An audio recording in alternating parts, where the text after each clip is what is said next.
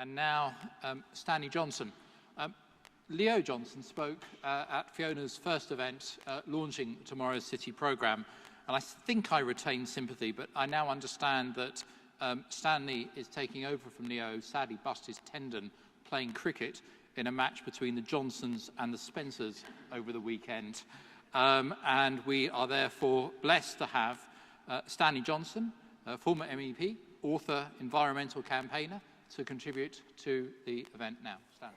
Yeah, I'm looking at the clock. I see it's 5 minutes past 5. You all could be watching Germany play the USA at this moment, and we really appreciate that you're here.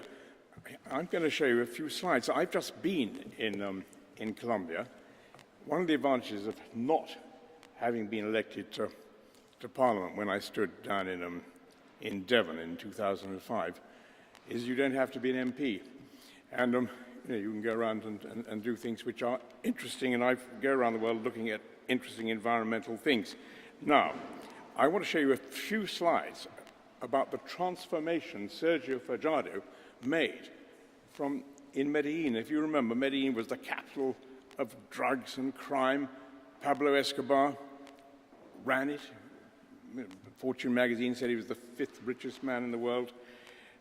This fellow came in. What happened? I'm making a political point here.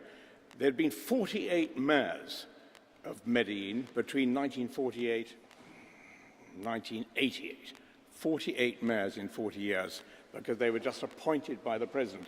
But then they moved to an elected system. They gave the mayor real power. And this fellow, who was a brilliant man, he was a mathematician. He went off and got a PhD in the University of Wisconsin, said he was going to get to grips with it. Now, Paul, if I press the button here, am I going to get a slide? Well, there you go. Fantastic. That's all you have to do. Well, okay, so what am I doing is about 2 or 3 weeks ago, I'm visiting the area, the slum area in Medellin, where Pablo Escobar lived. And he was pretty much a hero in that era. I've got to tell you, he built houses, the people worshipped him, and here we have is a picture of me, and there it says, "Bienvenido al barrio Pablo Escobar," and I think it's something like, "Here the air is fit to breathe. Aquí se respira." No, here peace is. Here you can hope for peace, and that's me, and there's the taxi which got me there. There's a point to these. Yeah, this is a lady, and I talked to her about her, and he said, yes, he brought a lot of good things. Well, there were other ways of bringing good things to Medellin, and what Sergio Fajardo did, he said, I'm going to, as it were, transform this city by bringing in art, bringing in transport, and above all, on the art front, he used Fernando Botero. Fernando Botero, an absolutely extraordinary artist, a sculptor, a painter, and here, this is the plaza in the middle of Medellin now, where these amazing Botero sculptures have been put, and Medellin is fast becoming the cultural capital of Colombia, and if not South America. Another picture of the now, ironically, how did Escobar get his money? He got his money because in the northeast part of Medellin, he had masses and masses of drug runners and so on and so forth. This is a total slum. This mayor said, let's get some innovative, inventive forms of public transport, and he got a French ski lift manufacturer to come and introduce a whole new way of getting people around in the slum regions. It's most extraordinary. This was the Santo Domingo. This is the area of, does anybody know Medellin here? Anyhow, these are the hills creeping up the Andes, and this funicular, you like to call it, has absolutely transformed it. I was going up in the funicular. You see it again. You can see the carriages. Something as simple as that. Now, there's a juxtaposition here then. What am I looking at now? I'm looking at a Botero painting inside the museum, because there's a museum in that plaza, the Plaza Fernando Botero. The sculptures are outside.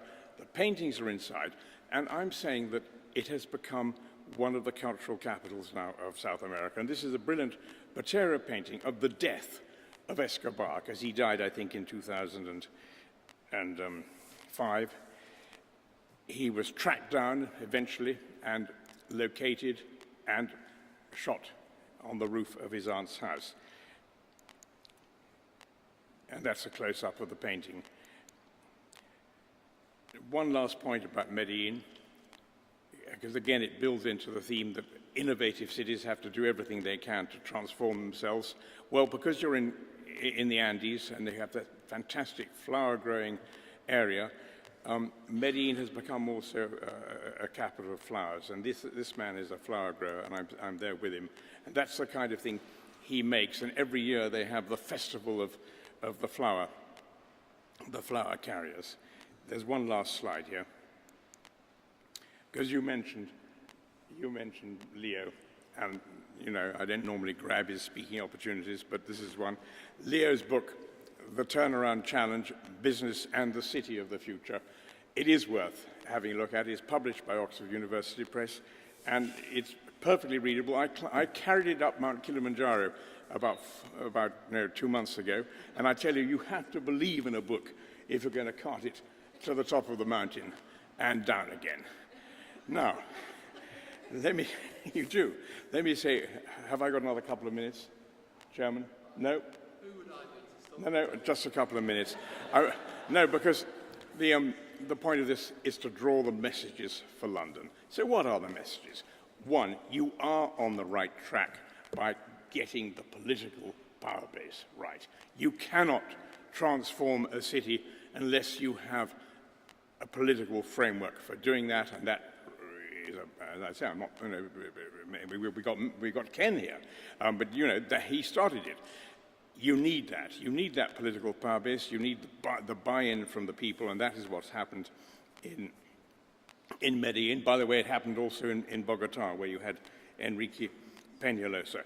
Now, I've been doing this environmental business, I think now for 50 years.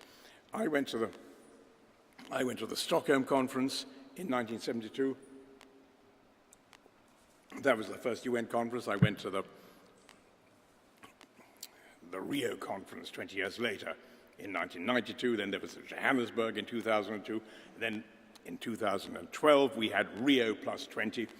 Heaven knows what's going to happen in 2022. But what I have noticed in all this business is finally cities are coming to the fore as the main way of dealing with environmental, climate, even social and economic problems.